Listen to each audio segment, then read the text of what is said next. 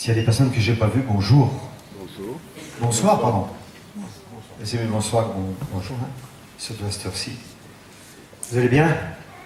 J'aime bien les moments de louange, il y a des moments de louange qui sont assez dynamiques, avec du bruit, avec la proclamation, on pousse des grands cris, quand ça arrive, hein, on peut sauter, on ne fait pas des sauts périlleux, vu notre âge, vu votre âge, non. Et puis des moments où c'est beaucoup plus cool, comme ce soir, c'est plus l'adoration, c'est plus les moments d'intimité. Moi j'aime ça aussi, hein. J'aime ça. Tu le lèves, tu vois. Et ce soir j'avais vraiment le désir de vous parler de l'église. Dis à ton voisin, il va te parler de l'église. Parler de l'église, qu'est-ce que c'est, qu'est-ce que l'église, comment est venue l'église, à quoi sert l'église. Moi j'aime parler de l'église. L'église, nous le savons, c'est pas le bâtiment, l'église. L'église, c'est toi, c'est moi. Bienvenue à ceux qui viennent pour la première fois, deuxième fois, troisième fois, quatrième fois. Hein? Puis on découvre des gens, on découvre des individus qui sont tous, quelqu'un m'a dit, en chantier. Ils sont tous en chantier, en cours de restauration. Le lieu s'y prête, puisqu'ici c'est un ancien garage.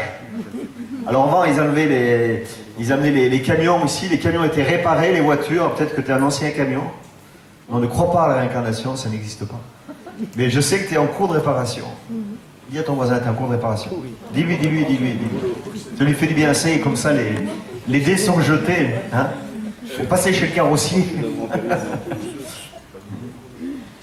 Et toujours est-il que l'église est composée de personnes qui sont des personnes authentiques. C'est un lieu où on peut être que authentique. Parce que je suis amené à savoir qui je suis. Je découvre la grâce de Dieu et Dieu se révèle à moi. Il y a comme un miroir. La première personne que je vais découvrir après Dieu, c'est moi-même. Ça, c'est fou. Et comme une glace, elle aperçoit tous tes défauts, toutes tes qualités. Heureusement tu en as, heureusement j'en ai. Ça fait du bien. Mais les défauts ce qu'on appellera des défauts, finalement, c'est des choses qui ne sont pas encore en conformité avec l'évangile. Puis on se cherche, on a tous ce désir d'être heureux, de vivre une vie épanouie.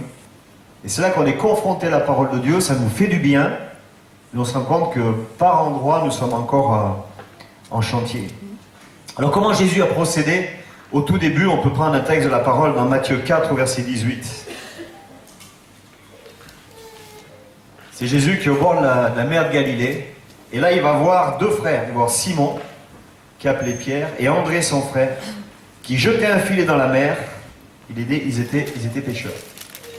Alors ce qui me fait plaisir dans ces deux gars-là, c'est deux gars qui étaient pêcheurs, mais qui n'avaient rien pris. Ça fait du bien. Non, parce qu'on peut croire que des fois l'évangile ou l'église est réservé pour des bacs plus. Non, ici on trouvera des bacs plus, mais des fois on trouve des bacs moins aussi. Ça ne veut pas dire que nous sommes contre les études. Mais ici, ces deux pêcheurs-là, c'était des pêcheurs qui avaient rien pêché. Ils ne savaient même pas pêcher. Ils n'avaient rien pris. Ça, c'est intéressant. C'est-à-dire qu'ils devaient gagner leur vie, mais là, ce jour-là, ils n'ont pas gagné leur vie. Ils ont perdu leur journée. Hello. Et des fois, quand tu entends parler de Dieu, tu entends parler de Jésus, des fois, tu penses que tu as perdu ta vie, tu as perdu ta journée, tu as voulu pêcher quelque chose, tu n'as rien pêché, tout rate. Alors peut-être que certaines choses réussissent, mais pas tout. Puis tu entends parler de Jésus, il y a Jésus qui passe. Donc il y en a deux, voilà, ces deux-là, c'est des pêcheurs. Et puis dans Jean 20, on voit qu'il y en a un autre qui s'appelle Thomas. Lui, on voit qu'il est... Pour croire, il va devoir voir. Il n'y avait pas pire. Franchement, moi, les Thomas, j'en ai connu des Thomas, je ne parle pas du prénom, du type de Thomas, ou ceux qui étaient toujours en train de leur expliquer quelque chose. Là, Jésus était vraiment rempli de grâce quand il a accepté Thomas. Lui, c'est le roi de la dépression. Lui, c'est le défaitiste. Vous comprenez l'église, de quoi elle est composée? Roi de la dépression, le défaitiste, celui qui a le moral au plus bas, celui qui va arriver, tu le rencontres, tu vas déjà pas forcément bien, même si tu vas bien, tu le rencontres, lui il te met la tête dans les chaussettes. Ça va? Ouais, écoute, j'ai passé 5 minutes avec Thomas, j'étais pressé que mon portable m'appelle et puis que je puisse couper l'entretien avec Thomas. Ça devait être terrible d'être avec Thomas. Même il a voulu voir le côté, il a voulu voir les trous, mettre les doigts dans le trou plus tard quand même. Et pendant 3 ans avec le Christ, et malgré tout, il était encore dans cette position-là. Vous imaginez? Ça, c'était un parfait disciple. Donc, ça nous encourage un peu, non? Ça ne vous encourage pas, vous? Hein? Moi, ça m'encourage un peu. Matthieu 4, verset 21, il y a Jacques et Jean. Alors ça, c'est deux autres pêcheurs qui pêchaient rien non plus, dans la collection de ceux qui étaient diplômés, peut-être ils avaient un CAP de pêcheurs, et qui n'avaient pas un rendement extraordinaire. Ça, c'était les disciples de Christ. Hein? Il y avait Matthieu, Alors Matthieu, c'est le parfait collabo, lui est au service des... Ouais, voilà, faut qu'il récolte de l'argent. Voilà les disciples. Celui qui a récolté de l'argent, c'est un collabo, il devait tout répéter, il devait ramasser le pognon. Hein. Judas, ça c'est... La liste est intéressante, n'est-ce pas? Judas. Tu sais, tu te le fais 3 ans avec un gars, tu sais qu'il va te trahir. Ça c'est sympa quand même. Et c'était un disciple, Judas. Lui, et pourtant Christ lui faisait confiance, puisqu'il comptait les sous lui aussi. N'est-ce pas? Puisqu'après il va dépenser de l'argent quand même pour trahir son maître. Donc Christ est quand même resté 3 années avec lui. Simon, pardon, ça c'est le zélote. Zélote, c'est un extrémiste. Zélote, c'est un terroriste. Hein, puis tu peux rajouter ton prénom dans la bande du Christ aussi. Hein, allez, Marinette. Il y a des Marinettes aussi avec, je ne vais pas dire qui ou quoi, mais toi tu te connais mieux que je te connais. Hein, mais tu vois un peu, donc tu as ta place aussi. Hein, Lydie, tu as ta place, Lucien, tu as ta place, Dora, ma belle-mère, elle a sa place, tout le monde. Hein, même Manon a sa place. Vous vous rendez compte un peu? C'est pas dire quand même. Hein, même Evelyne a sa place, Philippe aussi a sa place. Hein. Alors on les imagine ensemble, je pense que de temps en temps il va y avoir des courts-circuits, de temps en temps il va y avoir des incompréhensions, de temps en temps ça devait voler bas au niveau du discours. Je ne pense pas qu'ils ont passé leur vie à dire Alléluia, gloire à Dieu et Amen à tout. Il y en a qui devaient compter, il y en a qui devaient dire mais t'as vu ce qu'il fait, mais c'est pas bon, mais où il nous emmène, mais on a tout laissé pour le suivre. Hein. Et ça c'est l'église. Et l'église c'est le lieu dans lequel tu ne sais pas où c'est l'ensemble de personnes, c'est pas un bâtiment l'église, c'est nous. Cet ensemble-là où tu ne sais même pas avec qui tu es, tu ne sais même pas avec qui tu es. Parce qu'il me semble que si chacun pouvait témoigner tour à tour, nous serions étonnés du passé et du présent de l'un et de l'autre. Hein, nous serions étonnés. Hein. C'est-à-dire c'est l'endroit, le rassemblement de personnes où on a une vie finalement qui n'est pas à notre mesure. Pourquoi? Parce que naturellement, je ne pense pas qu'on se mette ensemble. Naturellement, on ne se mettrait pas ensemble. Pourquoi tu as dit non? Tu as des comptes à régler. Hein, tu es convaincu de cela, et moi aussi. Et nous qui pratiquons l'église depuis des années, dis mais l'église c'est un miracle. On peut lire ensemble l'église c'est un miracle. Et le premier miracle c'est pas que Christ soit au centre. Ça c'est un miracle bien vrai. Mais c'est que nous soyons ensemble. Et ce qui nous rassemble c'est la grâce de Dieu. Il n'y a pas autre chose que la grâce de Dieu. Et il appartient de moi, qu'à moi, de voir soit les qualités, soit les défauts dans mon frère ou dans ma sœur. Parce qu'en plus la Bible dit que nous sommes frères et sœurs. Ça c'est le cadeau, tu vois. Pourquoi? Parce que nous avons le même Père. Et ça on le découvre. Pour certains d'une façon, d'autres d'une autre façon. Et Jésus est venu simplement pour sauver les gens tout simples que nous sommes. Alors si tu étais compliqué, souffle un peu, décontracte-toi, il faut que tu sois simple. Le contraire de simple, c'est quoi? C'est double. Allez demander à un enfant. Tu veux quoi comme glace? Une double. Et non, une simple. Et voilà. L'opposé de simple, c'est double. Et le Seigneur est venu pour sauver des gens pas plus simples que toi et moi. Donc sois simple.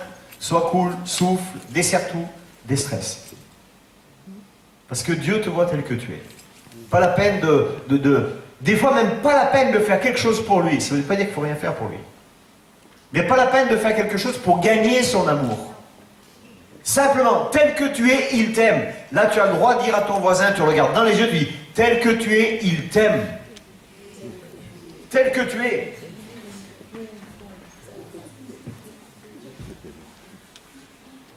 Et Jésus veut nous donner une vie, donc, par conséquence, au-delà de notre mesure. Il veut nous pousser plus loin. Dans Genèse 1, verset 28, Dieu dit, Dieu bénit d'abord, et il va dire à l'homme et à la femme, donc, le premier coup, soyez féconds, multipliez-vous, remplissez la terre et soumettez-la. Tiens, voilà un mandat que Dieu nous donne. Soyez féconds, multipliez-vous. Multipliez-vous. Multipliez-vous, ça veut dire quoi? Ça veut dire multipliez-vous. Ça veut dire ayez des enfants. Alors des enfants naturels, ça on sait faire, mais des enfants spirituels aussi. Parce qu'en Christ, tout est sujet de croissance. J'ai aimé, jeudi dernier, nous étions avec le groupe des jeunes, et c'est la deuxième fois qu'on anime le groupe des jeunes, c'est leur responsable nous dit venez. On a travaillé le témoignage, comment dire comment raconter à quelqu'un l'œuvre de Christ dans ma vie. C'est intéressant de travailler son témoignage. Qu'est-ce que je faisais avant, comment j'ai rencontré Christ, et des choses que je faisais peut-être avant et que je ne fais plus maintenant. Et on parle de la croix, et on parle de l'œuvre de Dieu. Et moi j'ai aimé parce que quelques-uns témoignaient Et quand ils se témoignaient les uns les autres, il y en a qui pleuraient. C'est beau, hein? C'est beau quand on voit des jeunes pleurer, je dis pas à cause, mais grâce à l'œuvre de Jésus dans sa vie. Réaliser, à un moment donné, qu'il y a des choses que nous faisions, dans lesquelles nous étions malheureux, et on pensait être heureux, mais nous n'étions pas bien heureux, hein, nous étions malheureux, et Christ vient, il nous transforme, il nous rend bien heureux. Waouh! C'est passionnant ça. Et on réalisait ensemble que finalement, sur le nombre qu'il y avait, chacun avait un témoignage différent. Et on réalisait ensemble que ce groupe-là pouvait rencontrer déjà plusieurs personnes d'origines différentes, avec des situations différentes, parce que plusieurs pouvaient témoigner. Un qui disait, ben moi j'étais chrétien, et puis un jour, voilà, j'avais comme une double vie un peu, et j'ai besoin de rencontrer le Christ, et j'ai rencontré le Christ. Et un autre, ah ben moi je n'étais pas chrétien du tout, voilà ce que je faisais, et là j'ai rencontré le Christ, et ma vie a changé. Et voilà comme toute une équipe d'évangélistes qui peut raconter, ou qui peut accueillir des personnes qui ne connaissent pas le Christ, et qui peut dire, ah toi tu étais soi-disant chrétien, mais tu n'avais pas une vie vraiment comme Christ tu voulais, tiens je te présente quelqu'un.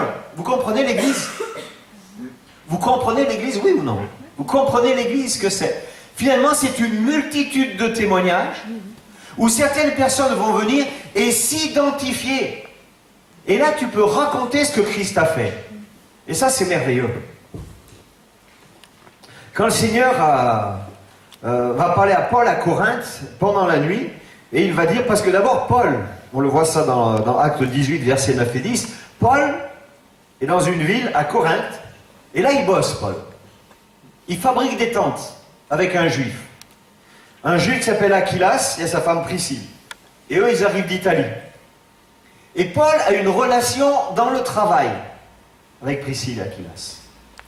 Et Paul va aller, le soir de sabbat, il va aller enseigner, il va enseigner que Jésus est le Christ. Et vous savez quoi? Dans Actes 18, versets 9 et 10, Dieu lui-même va parler à Paul dans la nuit et va lui dire, parle sans crainte, j'ai un peuple nombreux dans cette ville. Et oh, c'est Paul. Et Dieu va lui dire, le Seigneur lui dira, parle sans crainte, j'ai un peuple nombreux. Et il est en train de bosser, l'apôtre Paul. Il fabrique des tentes. Alléluia. C'est-à-dire que Dieu va se servir de Paul avec des connaissances de travail, afin que l'Esprit de Dieu soit sur Paul et que Paul puisse parler à ces Juifs en disant, vous savez le Messie qui c'est? Et c'est Shabbat. Vous savez qui c'est le Messie? C'est Jésus. Hello. Et Paul peut témoigner dans la synagogue, Paul peut témoigner en chemin, et Paul peut témoigner sur son lieu de travail. Mais pourtant, Paul, il n'était pas catholique, mais il avait quand même la sainte trouille. Parce qu'il avait la trouille.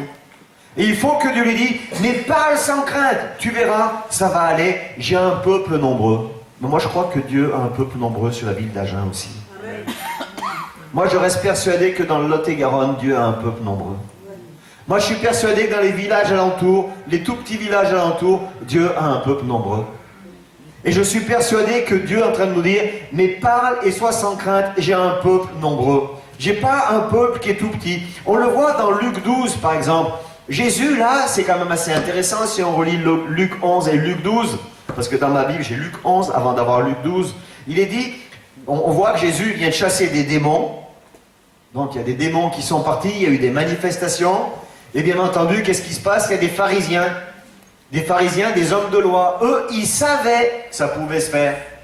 Ils savaient parce qu'ils connaissaient les Écritures. Ils savaient, mais ils ne le faisaient pas. Vous comprenez? Les pharisiens, c'est des hommes qui connaissent la loi, qui disent ce qu'il faut faire, mais bien souvent, c'est pour ça qu'on appelle ça des pharisiens, ils le disent, mais ils ne le font pas. Et là, quand Jésus investit la puissance de Dieu, parce que l'évangile, c'est une démonstration de puissance, Jésus va chasser les démons, nous arrivons, Luc 11 et Luc 12, et le premier verset de Luc 12, il est dit, les gens s'étaient rassemblés par milliers au point de s'écraser les uns les autres. Hello. Vous avez remarqué ce verset? Ils chassent les démons, les pharisiens discutent, parce qu'ils veulent savoir si théologiquement c'est bon ou c'est pas bon. Ils veulent savoir si c'est le moment de le faire ou pas le faire. Et les gens sont rassemblés par milliers. Pourquoi ils sont rassemblés par milliers?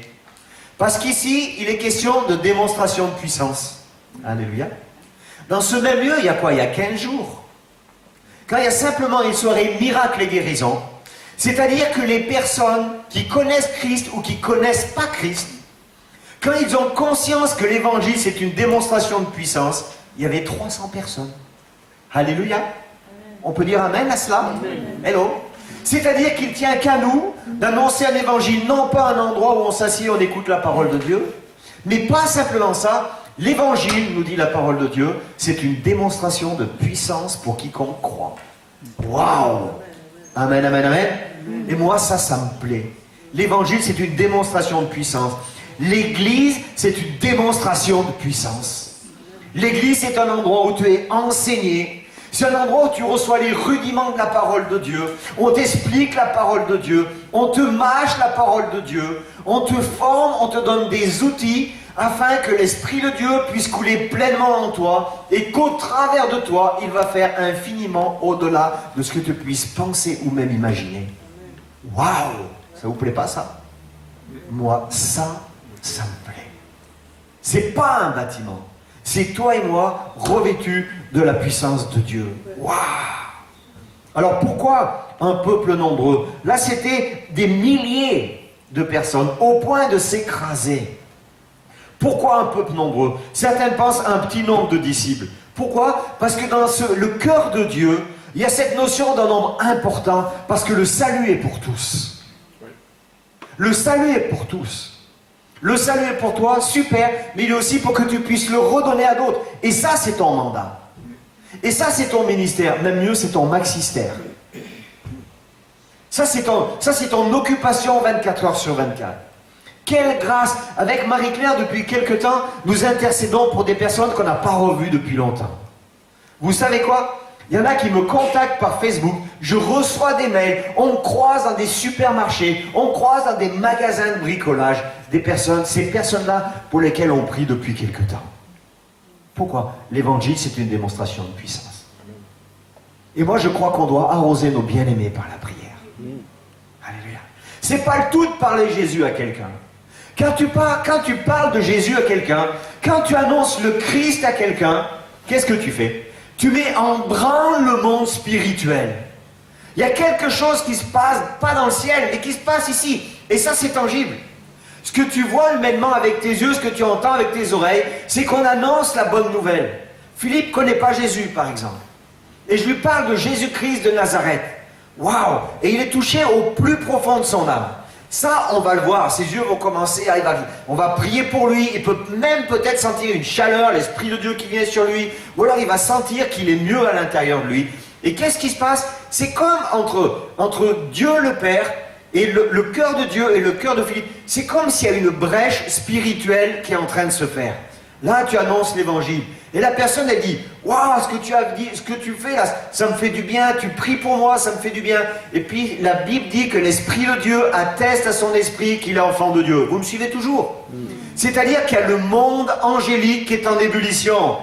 Il y a les anges déchus, ils sont là et ils disent, zut, zut, zut, parce qu'on le maintenait dans l'adultère, je dis pas qu'il commet l'adultère, on le maintenait dans le vol, on le maintenait dans le mensonge, on prenait du plaisir avec lui dans les choses que Dieu a horreur, et puis les anges de Dieu sont là. La Bible dit que lorsqu'il accepte Jésus, son nom est écrit en lettres d'or sur un livre de vie. Amen. Et les anges de Dieu disent, ouais, super, c'est ce qui se passe, regardez, ouais, il nous voit même pas, il voit même pas le Christ, et puis il est en train d'être touché, l'Esprit de Dieu passe, ouais, c'est fantastique. Les anges de Dieu commencent à faire la fête, et là, il y a un combat dans le ciel, il y a un combat spirituel, et les anges déçus, qui sont en nombre beaucoup plus petits que les autres, là, ils commencent à faire la tronche, eux, ils sont spécialistes de faire la, il fait pas bouger, de toute façon, et puis les autres, ils jouent de la trompette, ils sont heureux. Il y a toute une effervescence spirituelle. Et il y a comme une colonne qui est là. Et puis Philippe, il donne son cœur au Christ. Et puis qu'est-ce que je fais moi maintenant? Je vais continuer à l'arroser de prière. Et non seulement, je vais aussi aller le voir. Pourquoi? Parce que je viens de lui donner la clé, la vie éternelle. Et il y a des faux enseignements qui disent, tu lui parles et puis après, il fait ce qu'il veut. Tu l'aimes tellement que tu donnes la clé, tu dis, ciao, bye. Je vais à McDo. Non, Il faut que tu t'inquiètes de lui maintenant. On a prié pour toi dimanche, c'est mardi. Est-ce que tu vas bien? Ah bah écoute, depuis que tu m'as parlé, ouais, ça allait bien, mais après je commence à avoir des mauvaises pensées. C'est normal parce que le monde spirituel est en ébullition. Hello? Et quand tu l'amènes dans le corps, dans l'église locale, viens Philippe, regarde, viens, je vais te présenter un gars. Et tu lui représentes qui? Quelqu'un qui a le même témoignage que lui. Vous comprenez ce que c'est l'église? Alléluia. C'est un festival de vie changée. C'est un festival de témoignages. C'est un bouquet où il y a la gloire du Père dans chacune de nos vies. Voilà ton témoin. Voilà. Viens Philippe, regarde cet homme. Ouais, ben moi je faisais ça. Ben écoute, moi aussi, mais ça fait 20 ans que je ne le fais plus parce que j'ai donné ma vie à Jésus. Amen. Là, vous devriez acclamer quand même. Faites quelque chose, bougez, sinon j'aurai l'impression que je m'excite. Mais donc, vous comprenez l'église que c'est un organisme vivant. Et puis il y en a un qui va venir, qui va dire, moi je vais bien, moi je suis en pleine santé, j'ai un bon travail, je suis heureux en tout. Mais juste j'ai besoin de rencontrer le Christ. Bouge pas, il y en a un autre. Marcel, viens ici. Et tu lui présentes Marcel, qui va dire, moi j'ai un business, tout va bien aussi, mais j'avais un vide en forme de Dieu. Et j'ai rencontré le Christ. Et à Léon, tu présentes Marcel. Hello. C'est un festival de vie changée. C'est un bouquet de fleurs pour le Seigneur. Et chaque fleur, c'est la gloire de Dieu dans chacune de nos vies. Amen. Amen. Ça, c'est l'église. Moi, je crois à cette église-là. On n'a pas le droit de parler de l'évangile à quelqu'un sans l'amener dans un peuple. Parce que dans Pierre, il est dit, avant, vous n'étiez pas un peuple. Maintenant, vous êtes un peuple acquis, une nation sainte. Amen. Amen. Et on l'amène dans la nation sainte. Je reviens ici. Pourquoi un peuple nombreux? Parce que dans Acte 20, 28, il nous est dit, prenez soin de l'église de Dieu qu'il s'est acquise par son propre sang. Waouh! Et le sang a coulé où? Quand? À la croix! C'est-à-dire que la croix, c'est pour le pardon des péchés. Oui, c'est vrai. La croix, c'est pour que tu sois sauvé. Oui, c'est vrai. La croix, c'est pour que tu sois pardonné. Oui, c'est vrai. La croix, c'est pour que tu sois guéri. Oui, c'est vrai. Mais prenez garde à l'église de Dieu qui s'est acquise par son propre sang à la croix. Dans le sang de Christ, il y a aussi l'épouse, il y a l'église. Parce que Christ a tellement aimé. Ah, peut-être on pensait que Christ l'a aimé, il est mort pour moi, il est ressuscité, il est parti, ciao, bye. Non. Ah, dans le sang, il y a l'église. Dans le sang, il y a l'église. Et par ailleurs, on voit dans Éphésiens 4, 11, où il est parlé des ministères pour l'édification du corps, pour l'édification de l'église. Encore une fois, l'église. Comprenez l'importance de l'église. Waouh! Moi, je suis passionné par l'église. Pourquoi un peuple nombreux? Parce que la finalité, s'il y avait une finalité, moi je parle de continuité. Apocalypse 7, verset 9. Bien sûr, dans le cœur de Dieu, il y a cette notion d'un nombre important. Bien sûr, dans le cœur de Dieu, le soleil est pour tous. Mais Apocalypse 7, verset 9, là on arrive ce qui se passe après. Il y a quand on a fini notre séjour sur terre. Là on arrive à un endroit, il n'y a même plus de facture. Là on arrive à un endroit, tu es dans la présence de Dieu. Oh là là là là là là. Et là, que tu le veuilles ou non, par terre il y a des pierres précieuses. Et là, que tu le veuilles ou non, il n'y a même plus de Kleenex, ça n'existera pas parce que tu pleureras pas. Et là, que tu le veuilles ou non, même si le chien du voisin est mort, tu ne seras même pas triste, tu ne le sauras même pas. Pourquoi? Parce qu'il y aura la louange et il y aura l'adoration. Alléluia.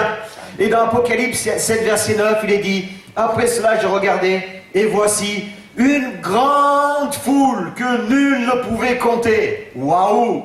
De toute nation, de toute tribu, de tout peuple et de toute langue. Ils se tenaient devant le trône et devant l'agneau, vêtus de robes blanches et des palmes à la main.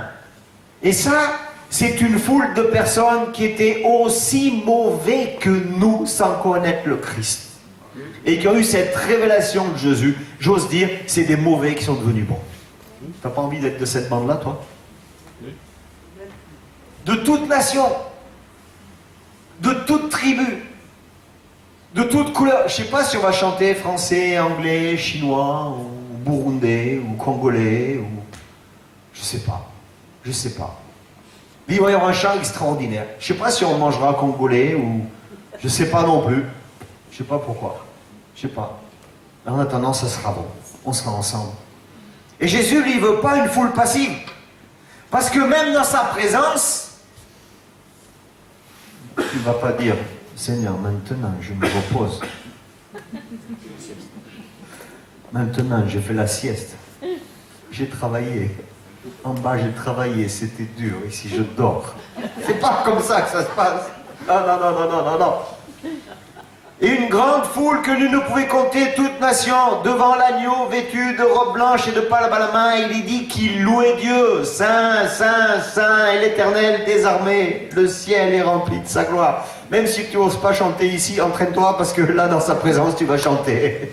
De toute façon, on prend des cours ici si tu veux. Même si tu ne veux pas prendre de cours, là où il n'y aura pas besoin de cours. C'est fantastique quand même. Hein. Les chantres, ils sont pas mal, mais là-haut, ça sera encore mieux. Imaginez-vous. Imaginez-vous. C'est avec le top du top. On sera avec les numéros 1. Une sainte présence de Dieu. On aura envie de le louer comme jamais on l'aura loué. Waouh! Oh. Donc c'est une foule qui est là-haut. Et c'est pas une foule passive. C'est une foule active qui loue. Vous vous souvenez de la prière du Notre Père? Que ta volonté soit faite sur la terre comme elle est faite dans le ciel. Alors entraîne-toi. Entraîne-toi. Entraîne-toi. Hein? Donc ces personnes-là, ce sont des personnes qui sont impliquées. Les personnes qui ont des relations, qui témoignent. Des personnes qui sont là dans la vie de l'Église. C'est une Église qui grandit, c'est une Église qui croît. Pas une Église corbeau qui croît, croissance. Hein? Je regardais dernièrement et je lisais ça. Hein. Si une seule personne témoigne à une personne par an, il lui faut 400 ans pour apporter l'évangile à 40 000 personnes. Ça me semble que je l'avais déjà dit ici. Si une seule personne témoigne à une personne par an, il faut 400 ans pour apporter l'évangile à 40 000 personnes. On ne vivra pas 400 ans. Si 100 personnes témoignent et amènent une personne à Jésus par an, ou témoignent à une personne à Jésus par an, il faut 9 ans pour annoncer l'évangile à 40 000 personnes. 30 000 personnes à Agen, 60 000 avec la banlieue. Intéressant, hein? Ce qui fait la différence, c'est le nombre de personnes qui témoignent. Simplement. Le nombre de personnes qui ont la révélation que Christ a un plan pour elles et que Christ a un plan pour eux. La différence, c'est le nombre de personnes en qui Jésus-Christ demeure. La différence, le nombre de personnes qui bougent pour Jésus. Waouh! Vous savez, chez nous, on a un virus qui ne se guérit pas et qui n'est pas informatique. C'est inviter et évangéliser. Avec Marie-Claire, on n'est pas né comme ça, on l'est devenu. On l'est devenu. On aime prier pour les gens que l'on croise. On aime inviter. On aime cela. Est-ce que tu aimes partager ta foi? Quelle grâce il y a à partager sa foi. Waouh! Quelle grâce! Quel privilège!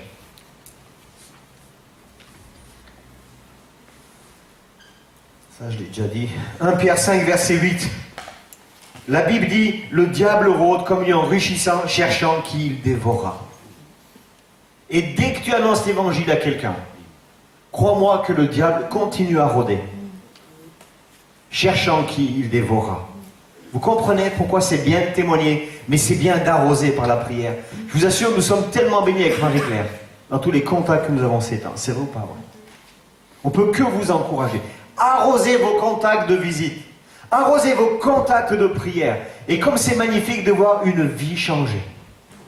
Comme c'est magnifique. Puis on croit souvent voir des gens très heureux, mais quand on commence à partager, la personne que l'on a rencontrée là en grande surface, vous savez, je lui ai même pas parlé de Jésus. Même pas cette fois-ci, c'est vrai ou pas vrai? C'est elle! C'est croisé, dit salut, ça va? Ah ouais, ça va, ouais. Ouais, mais il faut qu'on se voie parce que tu sais, j'aurais bien aimé venir, mais ça fait tellement longtemps que je suis pas venu que si je viens maintenant, j'ai l'impression que c'est égoïste, que c'est mesquin et je peux pas. Hello, j'ai même pas dit. J'ai même pas dit. J'ai même pas dit. Mais simplement voir le désir de la personne de rencontrer le Christ. Jésus, il a éduqué 12 personnes, il a enseigné 12 personnes en 3 ans. 12 personnes bizarres, ça je le disais tout à l'heure. Il leur a montré son cœur. Est-ce que tu arrives à montrer ton cœur aux personnes? Et parce qu'il a montré son cœur, vous vous rendez compte, le Christ, une des clés du visage, une des clés des miracles, il était ému de compassion. Moi j'ai prié, je prie encore, Seigneur, ta compassion. Quand je vois une personne qui ne te connaît pas, ta compassion. Parce qu'avant, pour moi, pour prier pour quelqu'un, il fallait des critères. Ouais, est-ce que j'ai le temps, est-ce que j'ai pas le temps, est-ce qu'il est digne, est-ce qu'il n'est pas digne? Si on m'a dit, toi tu étais digne quand on a prié pour toi. Je vous avoue qui j'étais, mais plus qui je suis. Il leur a montré son cœur, et parce qu'il leur a montré son cœur, Dieu s'est servi de lui pour modeler le cœur de la personne. Simplement. Quand tu parles à cœur ouvert, pourquoi? Parce que Dieu parle avec toi à cœur ouvert. Alors moi je veux parler à cœur ouvert avec les mecs, et je laisse ma femme parler à cœur ouvert avec les dames. Vous comprenez ce que je veux dire? Parce que quand tu aimes quelqu'un avec ton cœur, pas avec la tête, mais avec ton cœur, tu sais quoi? La personne, elle le sent. Et la personne qu'on a rencontrée aujourd'hui, mais j'étais tellement content de voir cette personne-là. Waouh, c'est mon cadeau de la journée. Yes. Tu pries pour quelqu'un, ça fait des mois. Puis là, tu vois la personne. Waouh, elle a vu qu'il y avait de la joie. Et elle avait besoin. Et elle était confondue par rapport à sa dureté. Elle disait, oh, mais tu sais, mais il faut qu'on se voie, Ah, on va manger ensemble mercredi. C'est fantastique, ça. Moi, je manque du mercredi. Mais d'ici là, il y aura d'autres choses. Parce qu'il a ouvert son cœur, il a réussi à modeler leur cœur. Ça, c'était une formation de cœur. Parce que ce que Christ avait appris du Père, il le communiquait. Simplement en parlant. Simplement. Il communiquait la joie, il communiquait la paix, il communiquait d'être serein, tout simplement. Moi, j'aime bien prier pour les gens. Vous savez, je prie juste pour Seigneur, donne-leur la paix qu'ils ne peuvent pas avoir. Amen, amen. Qui est-ce qui veut la paix que Christ peut donner ici? Levez la main pour voir. Moi, je lève la main toujours. Qui? On va prier pour ça à la fin. On a tous besoin. Tu peux être chrétien depuis 10 ans, 15 ans, 20 ans. 30 ans, 50 ans, tu as besoin de cette paix surnaturelle. Et moi, quand j'aime prier pour quelqu'un, les premières fois, Seigneur, donne-leur ta paix, celle qu'eux-mêmes ne peuvent pas avoir. Waouh! Toi, tu bois un canon, tu as mal à la tête, tu as la paix un peu, puis le lendemain, tu as mal à la tête. Oui, il y a autre chose. Hein? Dans Matthieu 28, verset 20. Voilà un des mandats de l'Église. Enseignez-leur à observer tout ce que je vous ai prescrit. Enseignez-leur. Ça, c'est l'école biblique. C'est pour ça qu'il y a les cours bibliques. À moins que vous voulez tous vers de l'hébreu ou du grec, ou allez-y, ça vous coûtera cher. Sinon, vous avez ça à l'église. C'est gratuit. Ça, c'est trop long à parler, mais on en parlera en janvier quand on fera la présentation de l'église. Venez à cette présentation d'église. Enseignez-leur. Il y a 3 choses. Enseignez-leur à observer tout ce que je vous ai prescrit. Enseignez-leur, ça c'est l'école biblique, observer, ça c'est la vie dans le corps, voir comment on se comporte, voilà l'enseignement, voilà ce que ça a changé, voilà ce que produit la parole de Dieu en moi, et ce que je vous ai prescrit. Et là on vient dans les Écritures, et là on touche une démonstration de puissance. C'est là où toi tu ne peux pas changer ce qui t'a prescrit, dès l'origine, ce pourquoi tu es fait, tu ne peux pas changer par toi-même. On va prier avec l'enseignement, c'est lui qui va le faire, et c'est toi qui changes. Amen. Waouh! Et ta vie est transformée. Et là, tu deviens un canal entre les mains du Père. Enseignez-leur à observer ce que je vous ai prescrit. Ça, c'est 3 points importants dans la vie d'église. Tu ne peux pas l'avoir par Internet. Parce que le gars qui parle derrière la télé, tu ne sais même pas sa vie. Il peut te dire n'importe quoi et faire n'importe quoi. Tu ne sais même pas d'où vient son message. Ça vient peut-être déjà d'un bouquin qu'il a lu et relu 10 fois. Tu ne le sais même pas. Vois et côtoie les personnes. Amen, amen, amen. Hello. Et je sais de quoi je parle. Je sais de quoi je parle. Il y a beaucoup d'églises qui enseignent.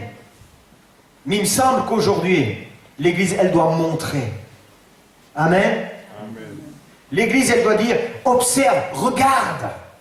Regarde l'œuvre de Dieu. Regarde ce bouquet de fleurs. Regarde cette mère qui a élevé un enfant tout seul. Regarde comme elle est épanouie maintenant. Ben, quand elle a rencontré Christ, elle était au bord du suicide. Regarde cette jeune fille qui a un enfant. Elle ne savait pas. Regarde, elle a rencontré. Regarde sa vie changer. Regarde ce gars-là, il était punk dans la drogue. Regarde, Christ est venu. Regarde cette vie changer. Regarde cet homme commettait l'adultère. Regarde maintenant, Christ est venu. Il ne le commet plus. Amen. Regarde ce couple qui était au bord du divorce. Regarde maintenant, ça fait des années qu'ils sont mariés, ils sont tellement heureux. Hello, observe, enseigne-leur à observer ce que je vous ai prescrit. Et c'est au travers de l'Église, Éphésiens 3, verset 10, il est bien dit, les autorités connaissent maintenant par le moyen de l'Église la sagesse infiniment variée de Dieu. Et la sagesse infiniment variée de Dieu, c'est qu'elle vienne venir visiter cette prostituée alors qu'elle se prostitue. Elle daigne venir visiter ce bagarreur alors qu'il se bagarre. Elle daigne venir ce menteur, visiter ce menteur alors qu'il ment. Et là, tu connais la sagesse infiniment variée de Dieu. Le gars qui devait de l'argent à tout le monde parce qu'il était en faillite, maintenant il a une vie épanouie même financièrement. Là, tu connais la sagesse infiniment variée de Dieu. Amen, amen. Waouh. Vous aimez pas cette église-là, vous? Non? Moi, je l'aime. Moi, je l'aime, celle-là. Moi, je l'aime, celle-là. Jésus lui-même, il n'a pas dit il faut prier. Il a enseigné sur comment prier. Matthieu 6, verset 9. Voilà comment vous devez prier. Vous comprenez l'église avec Christ au centre? C'est pas ce qu'il faut faire, c'est voilà comment il faut faire. C'est pas évangéliser, c'est voilà comment on évangélise. C'est pas aller prier. Allez, viens, on prie. Il y a des réunions de jeûne et de prière. C'est pas va suivre des cours. Viens, on te donne des cours et on t'apprend les fondements. Enseignez-leur à observer tout ce que je vous ai prescrit. Voilà comment je prie. Voilà la dernière fois comment je me suis repenti. C'est pour ça aussi qu'il y a des groupes de maison ici. Parce que là on va témoigner chacun de notre tour. Mais voilà comment moi je m'en suis sorti de cette affaire-là. Voilà comment j'ai pu demander pardon à ma femme. Comment j'ai pu demander pardon à mes enfants. Voilà avec mes voisins la relation que j'avais. Comment Christ est intervenu. Voilà aussi comment je me suis humilié quand j'avais tort. Waouh. Amen, amen. C'est comment je fais. C'est pas ce qu'il faut faire. Je t'annonce pas ce qu'il faut faire. Voilà comment il faut faire. Nous avons besoin de savoir comment il faut faire aujourd'hui. Des fais ceci, fais pas cela, il y en a plein. Mais comment il faut faire? Comment se rapprocher du cœur du Père? Comment accepter le travail de Dieu dans ta vie? Et si je suis là aujourd'hui, ça c'est une grâce de Dieu incroyable. Et chaque jour on prend comme une douche, la douche de l'âme. Parce que tu as une relation avec Dieu, l'Esprit de Dieu te visite chaque jour. Aïe, aïe, aïe, aïe, aïe. T'as pris ta douche ce matin? Dans la lecture, dans la présence. T'as pris une bonne douche? Moi j'ai pris une bonne douche. C'est super. Puis j'aime bien aussi quand ma femme et là on le fait ensemble. On prend une douche ensemble. Douche ensemble, attention, pour ceux qui entendent ça pour la première fois, c'est pas une douche, c'est une onction de Dieu qui descend, qu'on est ensemble dans la présence de Dieu. Hein? Puis on se frotte le dos. C'est super bien. C'est la qualité de notre vie qui va faire la qualité de nos relations. Quelle qualité de vie tu as en Christ? Où tu en es avec ton Christ? Où tu en es avec ton Jésus? Hein? On va apprendre dans nos relations à ouvrir nos cœurs les uns aux autres. Oui, on a tous été trahis, tu seras encore trahi. Alors ouvre pas tout. Ouvre-en déjà un petit peu quand même. Ouvre juste où il y a une portion de grâce de Dieu. Ouvre comme Marie-Claire a ouvert tout à l'heure quand elle a dit hey, vous connaissez ma femme? Elle voulait des rideaux. Mais je te promets, la couleur des rideaux qu'elle voulait, c'est quoi comme couleur? Elle ne sait même pas la couleur. Parce qu'on en avait vu des rideaux, comme ça. Et je dis, c'est cette couleur-là. Elle me fait non. Pour moi, ça correspondait. Alors, c'est ça, tu sais, il y avait un ton au-dessus ou au-dessous. C'est ça que tu voulais? Non. C'est ça que tu voulais? Non. Tu sais, puis, un miracle, les rideaux étaient là aujourd'hui. Et quand on a demandé à cette vendeuse pour les rideaux, elle dit, mais il n'y en a plus. C'était 99 € les deux. Fantastique quand même. Elle dit, mais il n'y en a plus. Alors moi je dis quand même, Seigneur, pour une fois qu'on trouve ce qu'il faut en rideau. Tu sais, c'était le miracle, parce que la couleur, c'est très important à un ton près. C'est vraiment... Puis on fait vraiment la différence avec les autres tons des moments. On prend les... Ah non, c'est pas les mêmes. Et quand elle est venue quand même, là, cette vendeuse-là, on va chercher la vendeuse. Je dis, mais il n'y en a plus. Hop, il y a juste un là d'exposition, et puis l'autre, il est là. Je dis, mais comment on peut faire, nous? Ah bah, si vous les commandez, il faut attendre 3 semaines. Je dis, non, il les faut pour aujourd'hui. On ne peut pas attendre 3 semaines, c'est pas possible. Bah, il y a les rideaux d'exposition. Oui, mais les rideaux d'exposition, c'est les rideaux d'exposition, hein.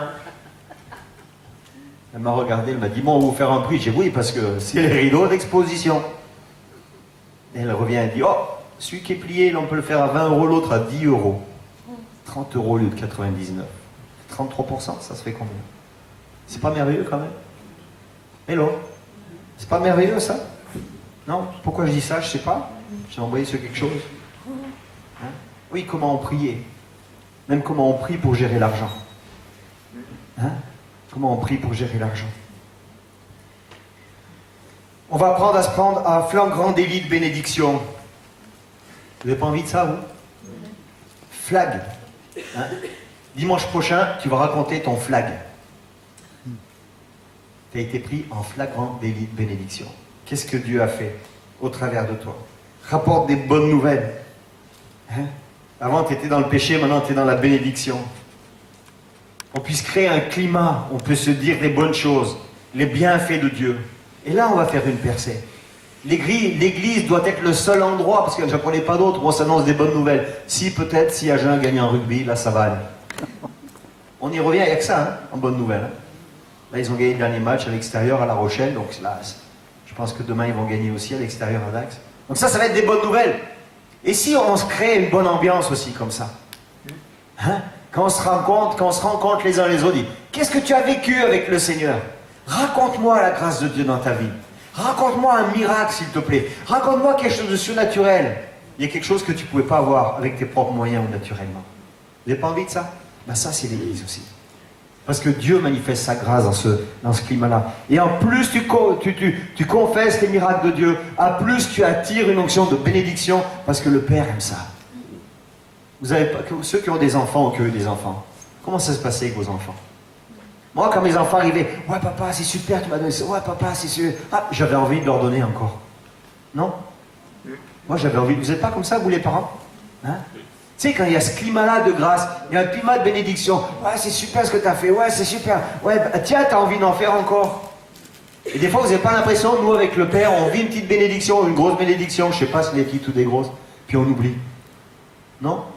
Cherchez bien, vous en avez oublié toujours. Vous savez pourquoi on oublie? Parce qu'on ne confesse pas assez. On ne confesse pas assez. Et moi, j'aime témoigner, même aux non-croyants. Waouh! Le livre qu'on a écrit, Vivez dans le surnaturel, on a des personnes qui ont donné leur vie à Jésus. À Oran-la-Ville, on va rencontrer une personne, elle est responsable du stand librairie maintenant. À Oran-la-Ville, dans l'espace guérison. Vous savez comment elle s'est convertie? Elle a lu notre bouquin Vivre dans le surnaturel. Quand on l'a écrit, on a dit, on écrit ce livre quand même pour toucher les gens, surtout les non-croyants. On a écrit ce livre-là, puis on va à Oran-la-Ville, dans l'église de Werner-Lehmann et Jean-Luc Traxel, que vous connaissez. Et puis, l'ancien responsable du stand dit, tiens, je vais te présenter quelqu'un. Il nous présente une dame. Et il dit, c'est eux, Jean-Claude. Même elle a voulu qu'on dédicace un livre et on l'a fait. Vous savez pourquoi? Quand j'ai lu votre livre, j'ai eu envie de rencontrer ce Dieu-là. Alléluia. Amen, amen, amen. Et elle a rencontré au travers de ce livre-là. Hey, qu'est-ce que tu attends pour parler des bienfaits de la grâce de Dieu? L'évangile, c'est une démonstration de puissance. Moi, je crois à la guérison. Plus que jamais, je crois à la guérison. J'ai toujours cru à la guérison. Au niveau physique, au niveau émotionnel, au niveau des sentiments, la restauration des couples, la restauration des familles, la restauration dans le travail. Je crois à tout ça. Mais je crois à l'action surnaturelle de Dieu. C'est comme si le Christ est en train de nous donner des petits bonbons. Attention, c'est Noël, c'est le moment des cadeaux. Hein. Il te donne des petites choses comme ça, alors tu t'y attends pas. Waouh!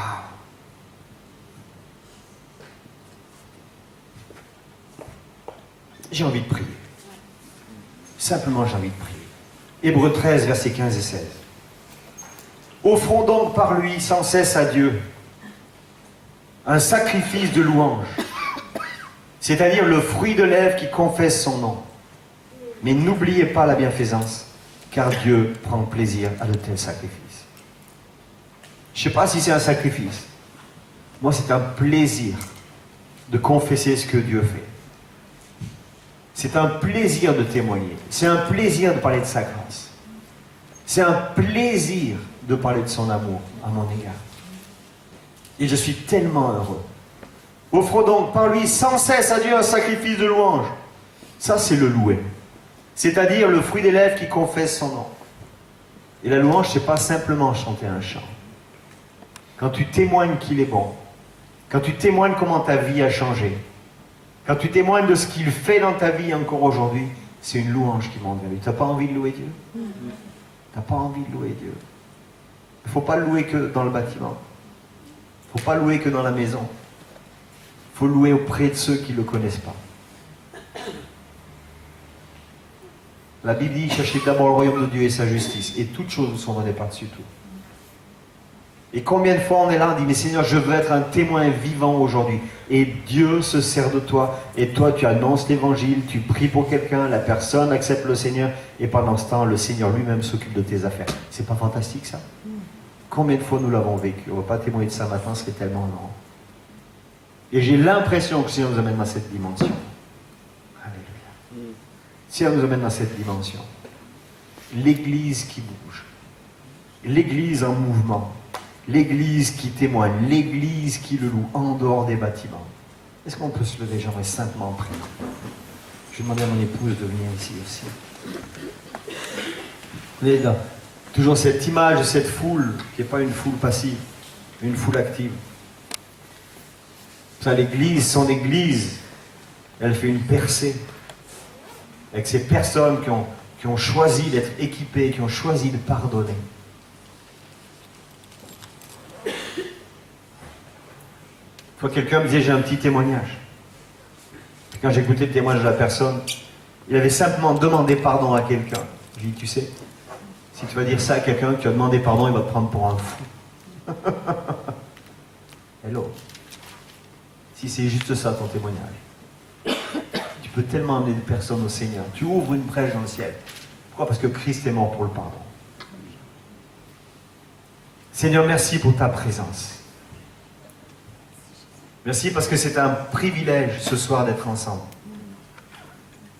C'est un privilège de lire ta parole, de lire les textes, de réaliser que tu t'es acquis ton Église à la croix dans ton propre sang. On le voit dans Actes 20, 28.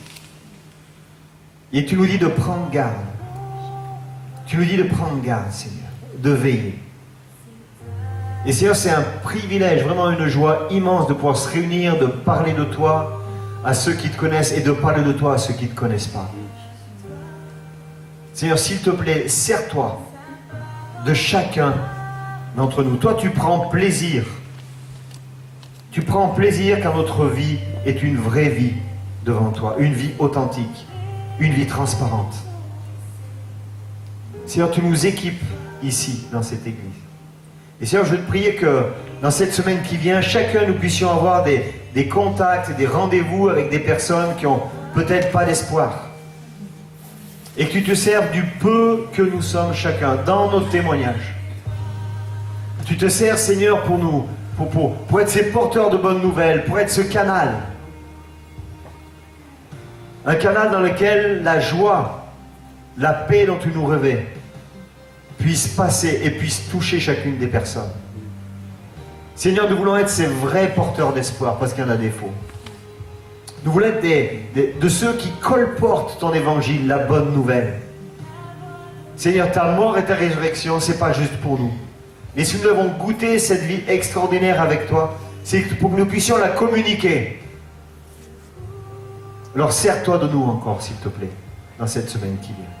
Sers-toi de nous. Sers-toi de nous. Sers-toi de nous, s'il te plaît, Seigneur. Sers-toi de nous, s'il te plaît, Seigneur. Alléluia. Alléluia. Merci, Jésus.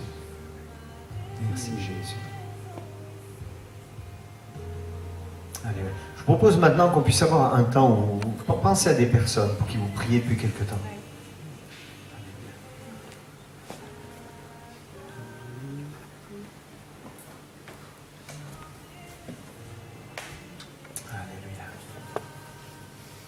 Pensez à une personne ou deux personnes, puis commencez à prier pour la personne. Puis après, on va faire une prière collective. Chacun pense à une ou deux personnes, des gens pour qui vous priez, vous êtes prêts à prier, des personnes que vous avez à cœur, qui ont entendu l'Évangile ou qui n'ont pas entendu l'Évangile.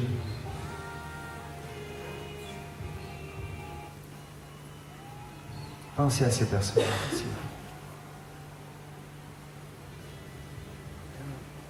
Alléluia, Jésus.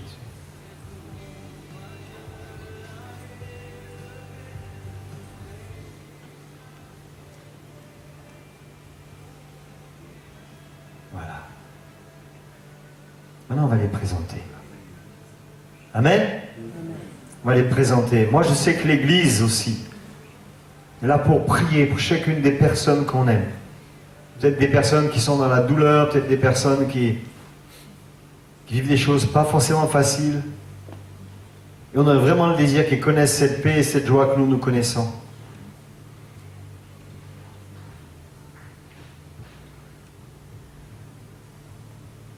Alors si tu as le cœur pour ces personnes-là, maintenant on va prier ensemble. Ok? Maintenant on va élever notre voix ensemble. Qu'on puisse chacun élever notre voix, Seigneur Jésus. Avec vos mots, tout simplement. Pas la peine de crier, pas la peine d'hurler, mais simplement, au lieu de murmurer, on élève la voix. Seigneur, on veut te présenter, on élève la voix pour toutes les personnes ensemble. Seigneur, on veut te présenter toutes ces personnes qui ont été l'objet de nos pensées. Seigneur, on veut te les présenter maintenant, et la grâce que tu nous as fait de les rencontrer, Seigneur, je te prie pour la même grâce dans ton Église. Seigneur, quand nous allons les rencontrer, que nous soyons prêts à leur témoigner de ton amour, pas leur récitant la Bible par cœur, en leur donnant des versets bibliques, mais simplement qu'elles puissent sentir que nous les aimons. Simplement, nous voulons te les réclamer pour toi. Seigneur, parce qu'avec toi, il y a une question de vie ou de mort. Tu as dit, choisis la vie ou choisis la mort. Tu as mis devant toi la mort ou la vie. Tu demandes d'annoncer ta vie, d'annoncer ton royaume, d'annoncer ta mort et ta résurrection. Seigneur, on te présente chacune de ces personnes, que nous puissions les rencontrer, qu'elles puissent entendre parler de toi encore. Seigneur, nous te les réclamons pour elles. Nous te les réclamons pour elles, qu'elles passent, Seigneur, de la mort à la vie. Seigneur, nous les aimons, nous voulons le meilleur pour chacune de ces personnes. Viens les toucher, s'il te plaît, Seigneur. Certains qui te connaissent, certains qui ne te connaissent pas. Que ceux qui te connaissent un peu puissent te connaître beaucoup plus, Seigneur. Que ceux qui refusent l'action de ton esprit puissent accepter ton action souveraine par ton esprit. C'est-à-dire que ceux qui n'ont pas entendu parler de toi puissent entendre parler de toi. Et nous ne voulons pas rester en arrière ce soir. Nous disons que nous voulons bouger pour toi, Seigneur. Fais de nous des porteurs de bonnes nouvelles, s'il te plaît. Fais de nous des porteurs de bonnes nouvelles. Fais de nous des porteurs de bonnes nouvelles. Au nom de Jésus. Merci pour ton Église. Parce que ton Église est belle. Ton Église est belle, Seigneur. C'est au travers d'elle que nous connaîtrons la sagesse infiniment variée de Dieu. Seigneur, passe devant dans toutes nos rencontres encore. Au nom de Jésus. Amen. Je vais nous redonner le micro à Marie-Claire. Alléluia. Moi, je veux simplement vous laisser sur un passage dans Ésaïe 61. Je l'ai déjà lu et je le lis encore parce que c'est quelque chose qui tenaille mon cœur chaque jour. C'est l'Esprit du Seigneur l'Éternel est sur moi, car l'Éternel m'a oint pour porter de bonnes nouvelles aux malheureux. Il m'a envoyé pour guérir ceux qui ont le cœur brisé, pour proclamer aux captifs la liberté et aux prisonniers la délivrance, pour publier une année de grâce de l'Éternel et un jour de vengeance de notre Dieu, pour consoler tous les affligés, pour accorder aux affligés de Sion, pour leur donner un diadème au lieu de la cendre, une huile de joie au lieu du deuil, un vêtement de louange au lieu d'un esprit abattu, afin qu'on les appelle des térébintes de la justice, une plantation de l'Éternel, pour servir à sa gloire. Amen. L'Éternel, l'Esprit du Seigneur, l'Éternel est sur moi. Il est sur chacun d'entre nous. Et nous voulons prendre conscience que l'Esprit de l'Éternel est sur nous pour annoncer aux captifs la délivrance. Amen. Amen. Moi, c'est une parole que je remarque chaque jour parce que c'est pour ça qu'on est né et c'est notre travail, c'est notre mission. Et je vous promets une chose, c'est que si vous prenez le temps de mâcher cette parole chaque jour, elle va vous nourrir et elle va vous donner ce feu nécessaire pour annoncer le Seigneur. Amen. Amen. Amen. Amen. Rendez-vous culte prochain le 15. Dimanche prochain le 15 à 10h. Et n'oubliez pas, journée communautaire et l'arbre de Noël pour les enfants.